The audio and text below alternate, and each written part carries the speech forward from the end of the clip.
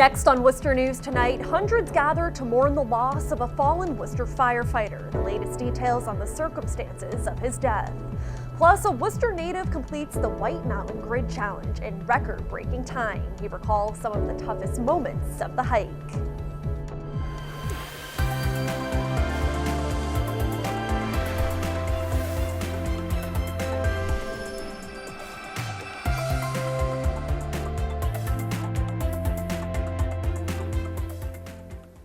Good evening and thanks for joining us. I'm Olivia Lemon. A beautiful day across central Massachusetts after a couple of rainy days. If you plan on taking a few days off for vacation, you should be in luck.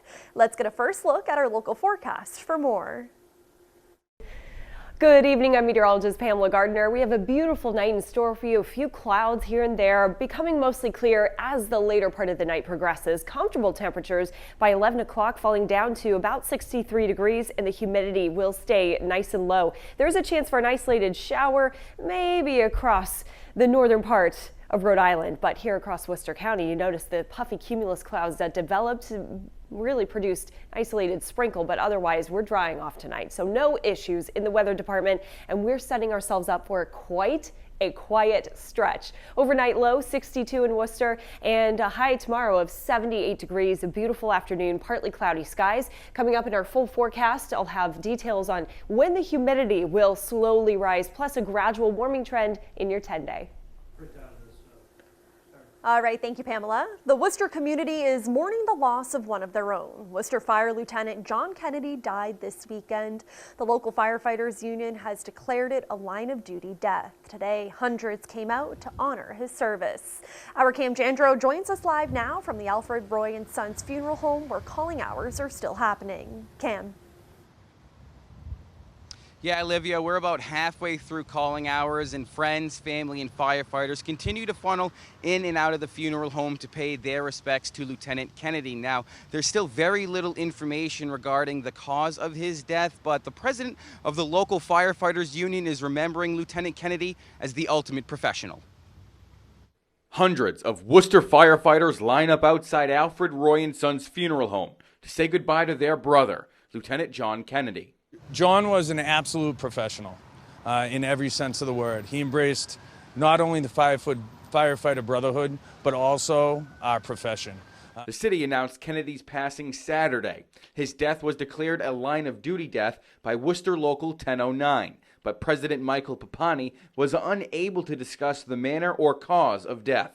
We take it on our shoulders to make sure that we honor those who make that sacrifice and take care of their families for the rest of their lives.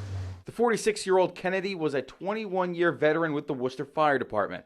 His death is the second in the line of duty the department has seen in less than a year. In December, firefighter Christopher Roy passed from injuries sustained while battling a 5-alarm fire on Lowell Street. It's difficult. It's always difficult to lose someone that is a brother. Someone we work with day in and day out. Papani says he'll remember Kennedy for his love of firefighting. He was a true leader in the Worcester Fire Department, and his loss leaves a great void. Now, Lieutenant Kennedy leaves behind a son as well as his girlfriend. Calling hours go until 8 p.m. tonight. Funeral services are expected to start around 10 a.m. tomorrow morning. Again, the Worcester Fire Department remembering one of their fallen brothers. We're live in Worcester tonight. I'm Cam Jandro, Worcester News Tonight. A Worcester man is sentenced to life imprisonment Wednesday with a possibility of parole in 20 years. Charlie Jimenez requested a judge to take back his guilty pleas to second-degree murder and domestic assault charges. A judge denied his request. Prosecutors say Jimenez stabbed 25-year-old Christian Ramos to death outside a Worcester apartment in 2005. The domestic assault charges stem from assaults on his ex-girlfriend immediately following the fatal stabbing. The FDA is warning marijuana company Curaleaf for making unproven health claims about CBD. The Food and Drug Administration announced Tuesday it warned Curaleaf Inc. for illegally selling unapproved products. They say Curaleaf's claims could lead people to delay medical care for serious conditions like cancer. Curaleaf has a dispensary in Oxford and a production facility in Webster. The FDA has issued similar warning letters to smaller businesses. The state of Massachusetts has committed $35 million over the next 2 to 3 years to support market rate housing through the Housing Development Incentive Program. Today, the state Secretary of Housing and Economic Development toured affordable housing supported by the Baker-Polito administration. Mike Keneally toured Madison Street in Worcester. It's the future home of Polar Park and affordable housing. There will also be market rate apartments, hotels, and retail and restaurant space. It's going to be a mix. There'll be a strong market rate component, but it's going to be hundreds of new units right here in the ballpark. And the state has made a really important commitment here to the city to make this development happen around public infrastructure. And I think it's a wonderful development. Since 2005, the administration has invested more than $1 billion in affordable housing. It has resulted in the production and preservation of more than 15,000 affordable units. The College of the Holy Cross is partnering with St. John's Parish, offering a 4-week summer program. The goal is to engage 3rd and 4th grade students in the Worcester Public Schools District with not only activities, but academics.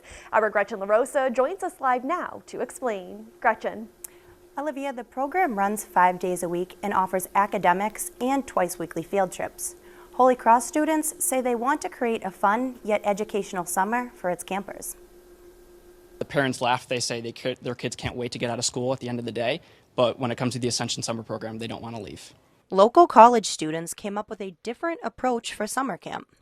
Group of Holy Cross students who volunteer here in the after-school program during the school year heard some of the kids talking about how they didn't know what they were going to be doing for the summer.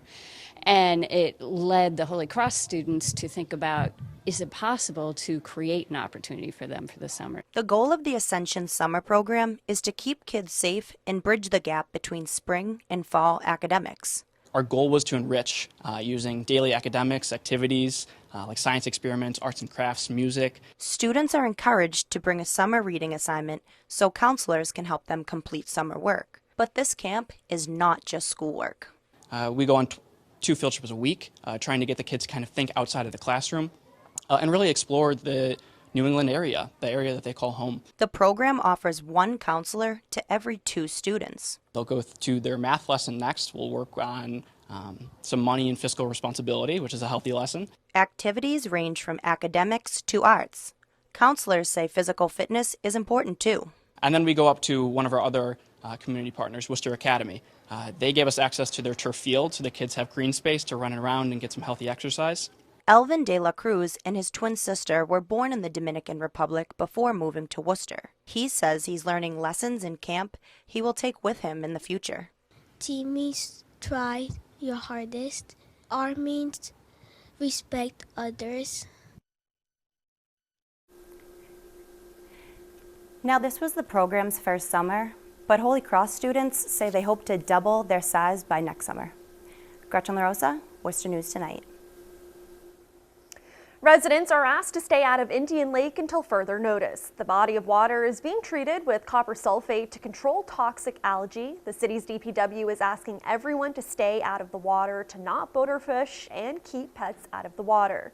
People and their pets are encouraged to avoid coming in contact with the lake until further notice. The city is working with environmental health specialists to monitor water quality and determine the length of closure.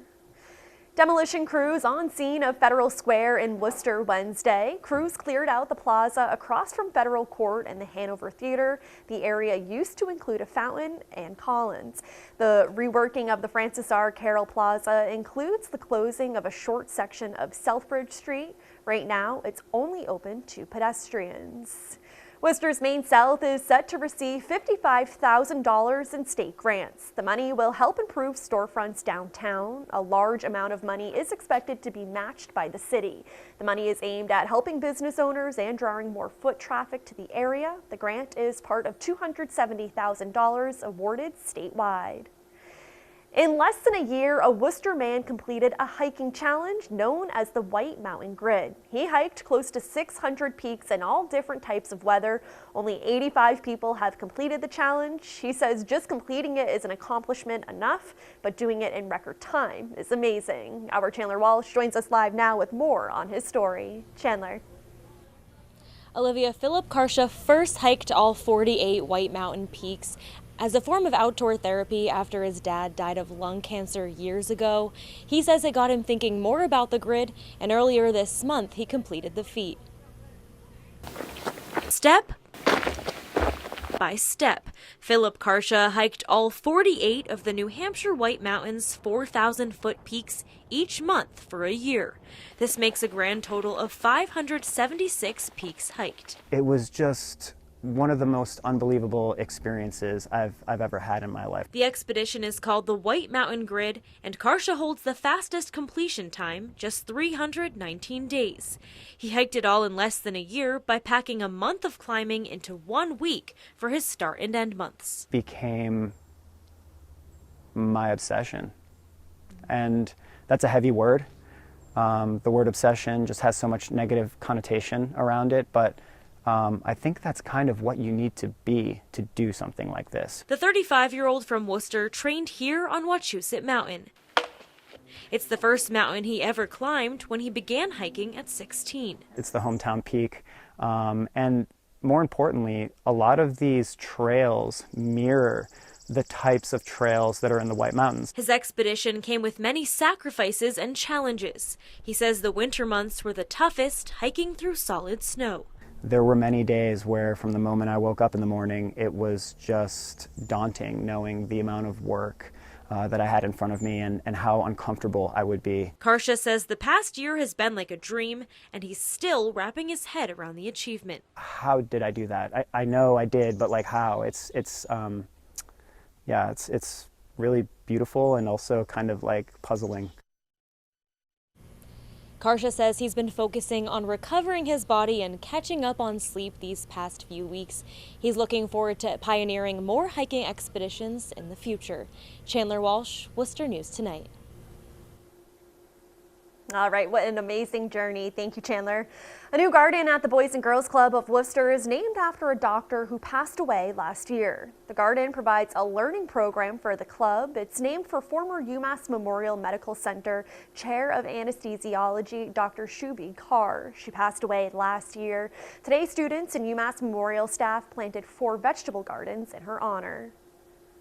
She had this wonderful talent to really not only make everybody feel special, but to recognize the talent that people had that they didn't necessarily recognize themselves, right? And that is one of the attributes of truly outstanding leaders. She treated every person that she came into contact with such respect, and that's something that we tell our kids, and we try to emulate ourselves, that every person should be treated very specially.